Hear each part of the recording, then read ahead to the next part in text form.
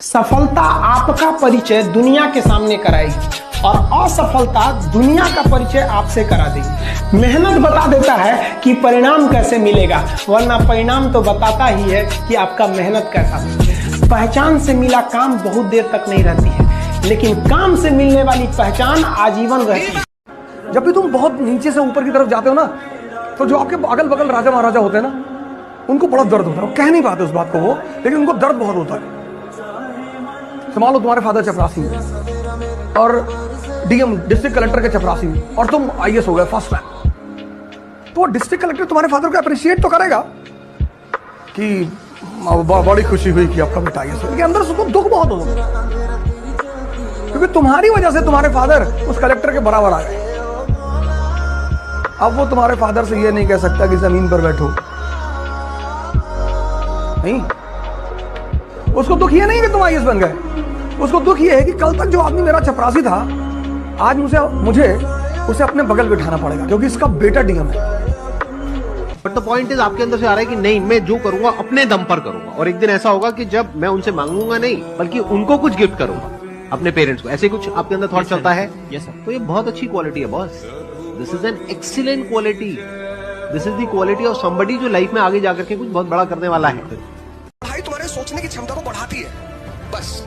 पढ़ाई करके कोई राजा नहीं बनता।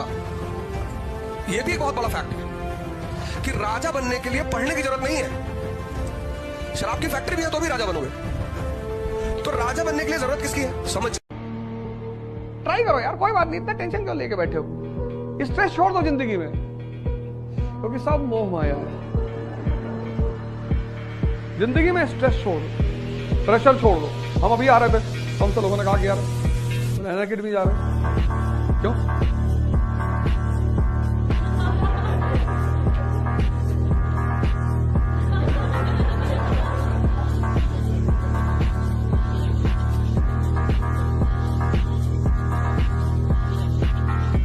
कभी किसी से नाराजगी हो भी जाए ना, दुश्मनी मत कीजिए, उसमें टाइम बहुत खर्च होता है।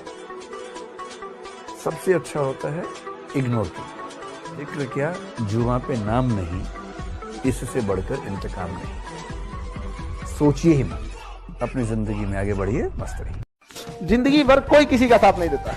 लोग अंतिम समय में अर्थ भी ले जाते हैं कंधे बदल के, जबकि पता है कि अब ये दोबारा आने वाला नहीं। अर्थ ही जब आदमी कंधा बदल के ले जाता है तो किस तरह से आप लोग विश्वास कर लेते हैं कि जिंदगी भर साथ देगा। जब कारगिल की लड़ाई हो रही थी ना, तो पाकिस्तानियों ने कहा था कि रवीना टंडन को भेज दो, तो एयरफोर्स ने ना बम के ऊपर लिख दिया था रवीना टंडन। वही बम गिराया था पाकिस्तानियों के ऊपर, रवीना टंडन।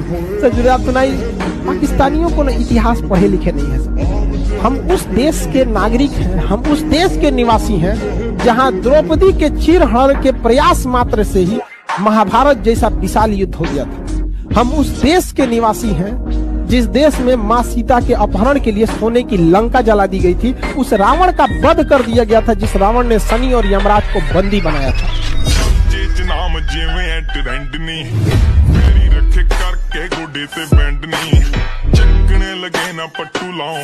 आज अगर आपसे जलने वाला कोई नहीं है ना, तो यूं समझो कि जिंदगी में आपने कुछ उखाड़ा ही नहीं है, क्योंकि जिस दिन कुछ उखाड़ लोगे, आपसे जलने वालों की फौज खड़ी हो जाएगी। मेरी बात समझो, अगर कोई आपसे जलता है ना, तो ये आपकी सफलता है। और आज अगर सफल नहीं हो तो खुद पर एकांत में जाकर खामोशी से मेहनत करते रहो। एक दिन आएगा जब रोशन तुम हो रहे होगे, लेकिन जल तुम्हारे पड़ोसी रहे होंगे।